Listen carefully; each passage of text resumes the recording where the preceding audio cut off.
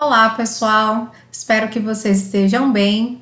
Hoje nós vamos dar continuidade às nossas videoaulas falando sobre custos de treinamento, que é um fator muito importante, né? Dentro do planejamento de treinamento, é importante que nós saibamos qual que é o custo que vai ter em relação ao treinamento que será aplicado, né? Bom, vamos começar falando o que são custos, né, de maneira geral. Então, custos são todos os gastos realizados para que os bens, produtos ou serviços, né, produzidos pela empresa continuem em operação, sejam executados. Esses custos, eles são divididos em custos diretos e indiretos, e eles também podem ser fixos ou variáveis. Vamos ver um pouquinho sobre essas diferenças. Custo direto, né, são aqueles que podem ser alocados diretamente em cada produto, ou seja, devem ser identificados especificamente para cada produto. Exemplo, matéria-prima, mão de obra, insumos, etc. Né? Um exemplo, bom, aquela matéria-prima foi aplicada na fabricação daquele determinado produto, né? Então a gente consegue verificar essa relação direta. Os custos indiretos são aqueles que não podem ser alocados diretamente a cada produto, ou seja, são passíveis de rateio para que possam integrar a cada produto. Exemplo são GGF, os gastos gerais de fabricação, como aluguel, salário do supervisor de produção, IPTU, o próprio treinamento, manutenção de máquinas, né? Então, isso se enquadram dentro dos custos indiretos. E esses custos, eles também podem ser fixos ou variáveis. Custos fixos são aqueles que ocorrem todos os meses, independente da quantidade produzida. Por exemplo, água, energia elétrica, salários dos funcionários, etc. E os custos variáveis, né, são aqueles que ocorrem na proporção da quantidade produzida, ou seja, variam de acordo com o volume de produção. Treinamento dos funcionários, calibração de equipamentos, né? Isso não tem uma data certa para acontecer, né? Vai variar de acordo com a necessidade, por exemplo, de acordo com a necessidade identificada de um determinado treinamento em um determinado momento, né? Dentro de uma organização. Treinamento, em muitas vezes, as empresas enxergam como um custo. Mas é muito importante nós mantermos, né, nós explicarmos em relação a essa questão para o empregador que o treinamento ele tem custo sim, e nós vamos aprender a calcular esse custo e também como otimizar, né, as formas para que esse treinamento aconteça. Porém, esse treinamento ele também vai trazer benefícios, né, então deve ser considerado também como um investimento dentro dessa empresa. Por exemplo, um operador de máquina que não deixa com que aquela máquina, por exemplo, quebre em virtude de uma operação equivocada, errada, né? Onde os custos para o conserto da máquina podem ser de milhares de reais, caso, por exemplo, devido à falta de capacitação, aquele colaborador opere a máquina de forma errada e ela, porventura, possa vir a quebrar, possa vir a acontecer um acidente.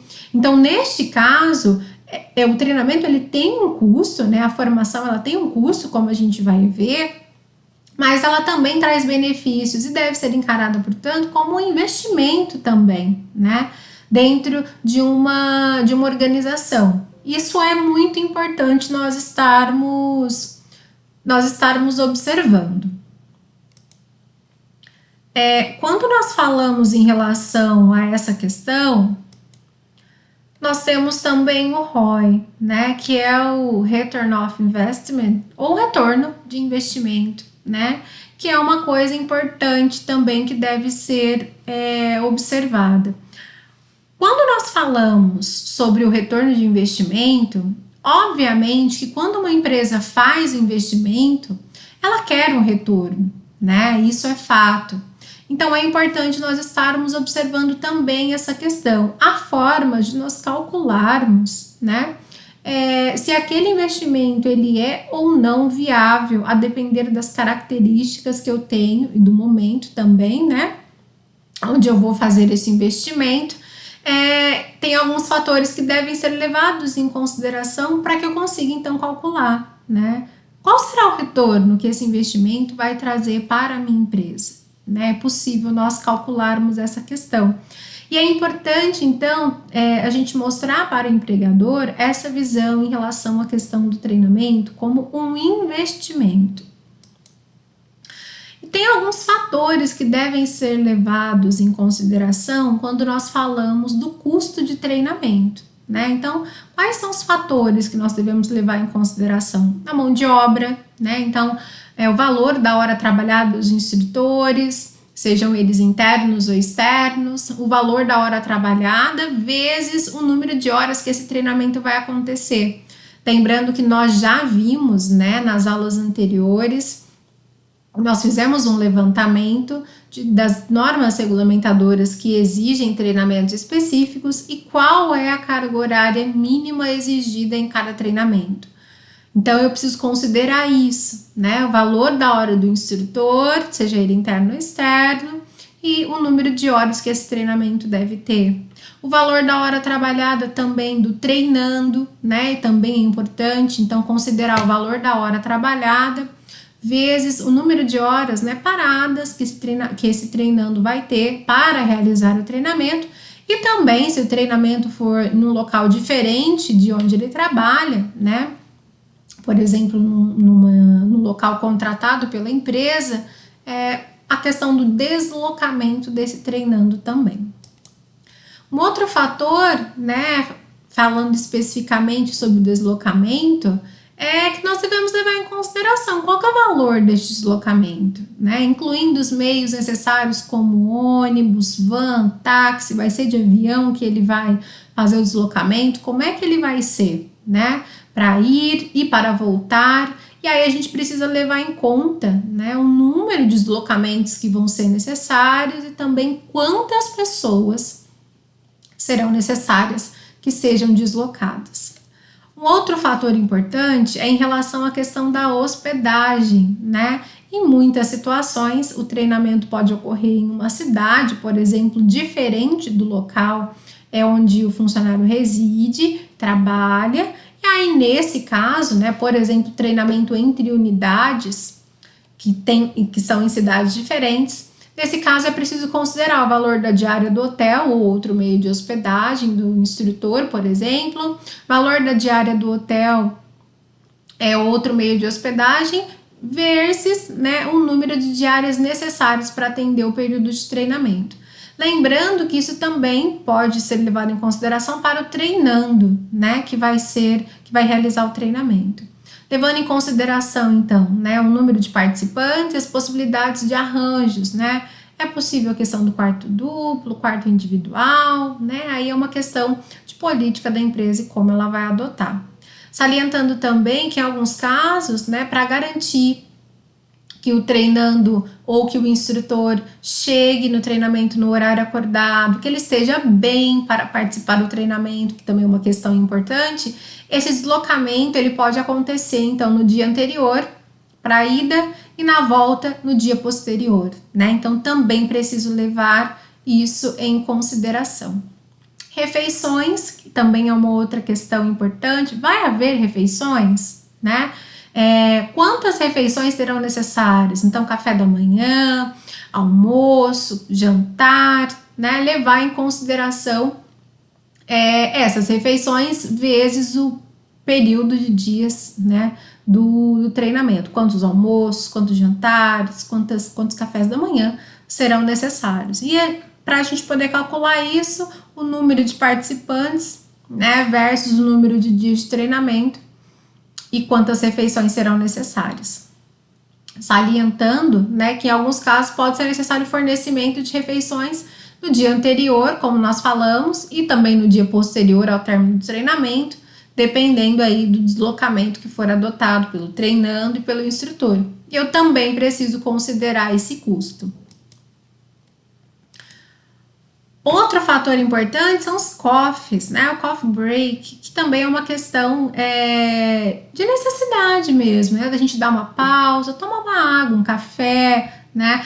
Muitas vezes tem empresas que têm já a prática de ter aquele coffee break bem farto e outras empresas um coffee break mais simples, né?